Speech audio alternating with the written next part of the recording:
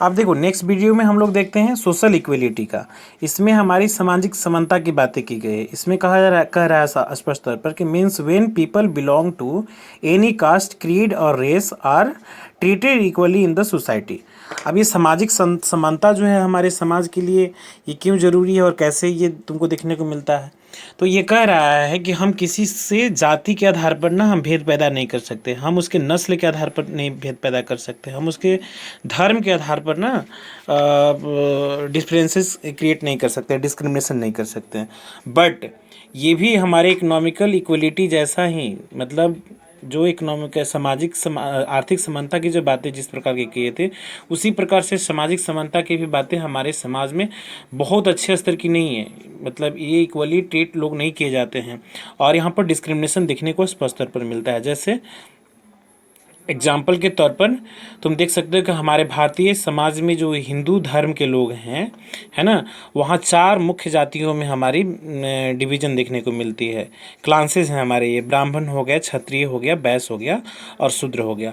तो इनकी social status पहले ऋग्वैदिक काल में क्लास 6 में तुम लोग पढ़ चुके होगे कि ये कर्म के आधार पर हुआ करता था। लेकिन उसके बाद में ये सब बातें जन्म के आधार पर हो गई और ये कास्ट कम्प्लेक्स हमारे समाज में दिन दूनी रात चौगुनी बढ़ती चली गई और आज एक बहुत बड़ा हमारा अभिशाप का रूप धारण कर चुका है हमारे समाज के लिए। तुम सोचो कि ये जाति व्यवस्था जो है हमारी समाज के लिए एक कैंसर का काम कर रहा है, जैसे एक रोग कैंसर हमारा होता है ना, उस तरीके का।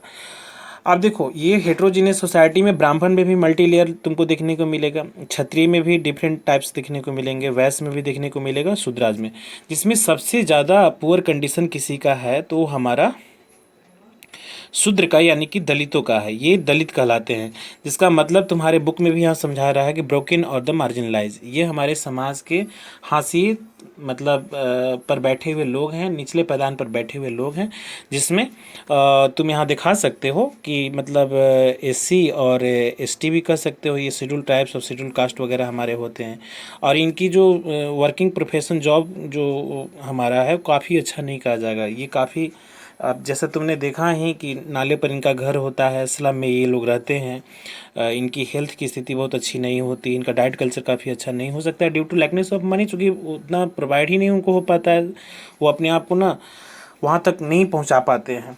For example story of Om Prakash Valmiki तुम्हारे बुक में पेज नंबर 180 में दिया हुआ है, जिसमें ओम प्रकाश वाल्मीकि जो थे अब उन्होंने अपनी ऑटोबायोग्राफी एक जूठन लिखा था, जिसमें उन्होंने ये बताने का प्रयास किया था कि वो एक दलित बच्चा थे ओम प्रकाश वाल्मीकि, और अपने स्कूल में जब जाते थे तो वहाँ के स्कूल के टीचर और वहाँ के स्कूल के जो फॉरवर्ड क्लास के जो बच्चे थे, समाज के जो अग्रणी जाति के जो बच्चे थे, वो उनके साथ में मिसबिहेव करते थे, उनके साथ में गलत व्यवहार किया जाता था। और वहाँ के टीचर जो थे, टीचर भी मतलब उनके साथ बदसलूकी और गलत व्यवहार करते थे और क्लास के सबसे पिछले बेंच पर कोने में कहीं उनको अछूत की श्रेणी में जैसे बच्चों को रखा जाता है वहाँ पर किनारे में रखा जाता था और सभी बच्चों से अलग उनको क्लास की स्वीप सफाई वगैरह का काम करने को, मॉपिंग स्वीपिंग ये सब काम उनसे करवाया जाता था और पढ़ने का पर्याप्त समय उनके पास में नहीं मिल पाता था। लेकिन बाद में ये ओम प्रकाश वाल्मीकि पढ़ लिख करके आगे बढ़े और इन्होंने अपनी ऑटोबायोग्राफी में इन चीज़ों का जिक्र किया कि हमारे समाज में जाति को लेकर के और हमारे इस देश में जो सामाजिक समानता है बहुत अच्छे स्तर की नहीं है। ये घटना तुमको महाभारत काल में भी तुमको देखने को मिलता है, जब एकलव्य का अंगूठा काट लिया गया था। ये वहाँ भी एक टीचर ने ही ऐसा किया था, गुरु द्रोण नाम था उनका। इसके बाद में गुरु द्रोणाचार्य का एक और एग्जाम्पल आता है हमारे समाज में कि वो कर्ण को, है ना, शिक्षा देने से मना कर दिया था, चूँकि वो शूद्र पुत्र था, शुद्ध पुत्र था, है ना, सारथी का बेटा था और सारथी की श्रेणी उस समय शूद्र की हुआ करती थी, शूद्राज का हुआ करता था, दलित का हुआ करता था। तो जहाँ पर राजकुमार के बच्चे और जो क्षत्रिय के बच्चे शिक्षा ग्रहण करते थे, ब्राह्मण के बच्चे शिक्षा ग्रहण करते थे, वहाँ पर ये कह के उनको मना कर दिया गया कि मैं शूद्र के बच्चों को ना शिक्षा नहीं देता हूँ। एकलव्य तुम्हारा आदिवासी जनजातीय समूह से जुड़ा हुआ बच्चा था, तो उसके साथ में मतलब इतिहास गवाह है, उसका अंगूठा ही काट लिया गया। तो ये सब कॉमन डिस्क्रिमिनेशन तुम्हारे समाज में तुमको देखने को मिलता है। दलित समाज में बहुत सारे लोग होते हैं, जैसे हमारे बिहार में कॉमनली मुसहर जाति के लोग हैं। शेड्यूल कास्ट में बहुत सारी जातियां होती है, शेड्यूल ट्राइब्स में भी, आदिवासियों में भी बहुत ज़्यादा उनकी स्थिति मतलब सोशली एंड इकोनॉमिकली काफ़ी बैकवर्ड है, तो उनके साथ में बदसलूकी देखने को मिलता है। इसके अलावा उसमें एक और बड़ी बाधा है क्रॉस कल्चर, जैसे कि हिंदू और मुसलमानों का।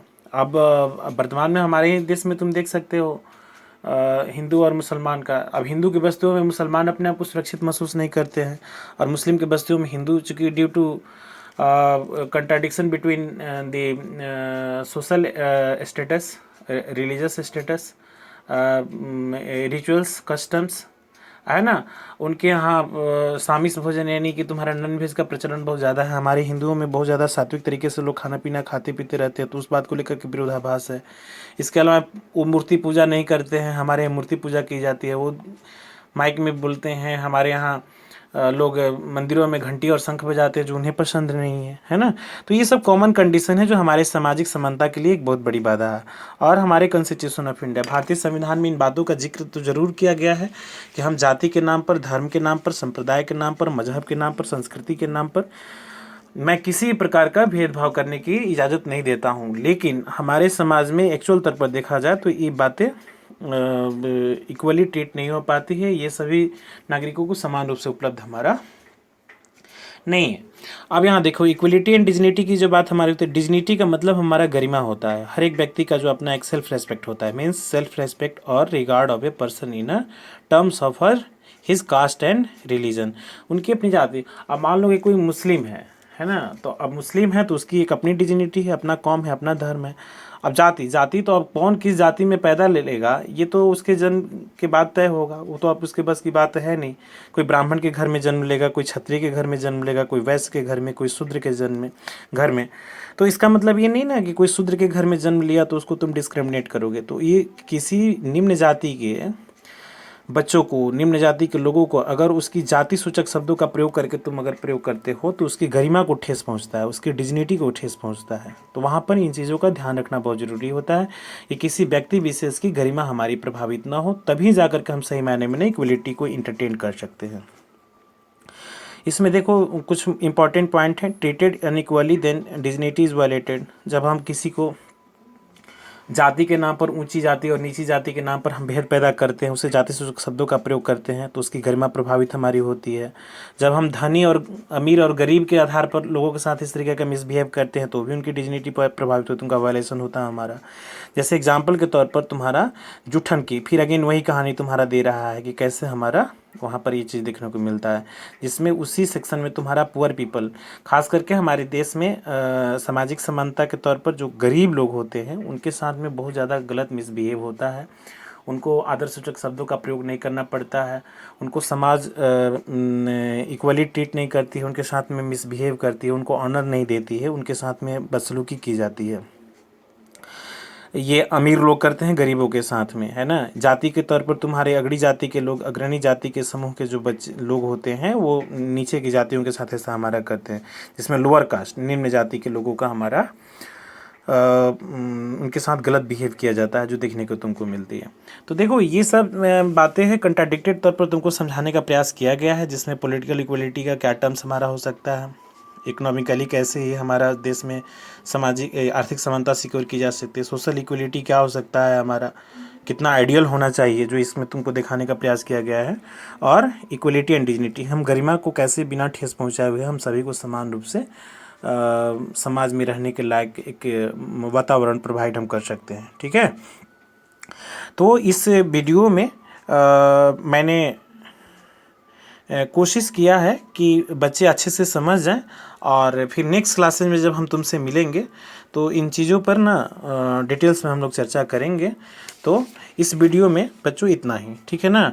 आप लोग इसको जानने और समझने का प्रयास कीजिए, और यदि कोई प्रॉब्लम आता है तो मैं क्लास के टाइम में ऑनलाइन रहता हूँ, उस समय आप कोई भी क्वेश्चन हमसे पूछ सकते हैं। ठीक है, संभवतः दिक्कत नहीं होनी चाहिए, फिर भी आप स्वतंत्र हैं, मैं आपकी सेवा में रहूँगा। आप बिना हेजिटेशन का ना तुम उस ग्रुप में क्वेश्चन रेज कर सकते हो, मैं उसको तुरंत है ना सॉल्व करने का प्रयास करूँगा। ठीक है बच्चों, तो चलो आज की क्लास में इतना ही। ठीक है, थैंक्स।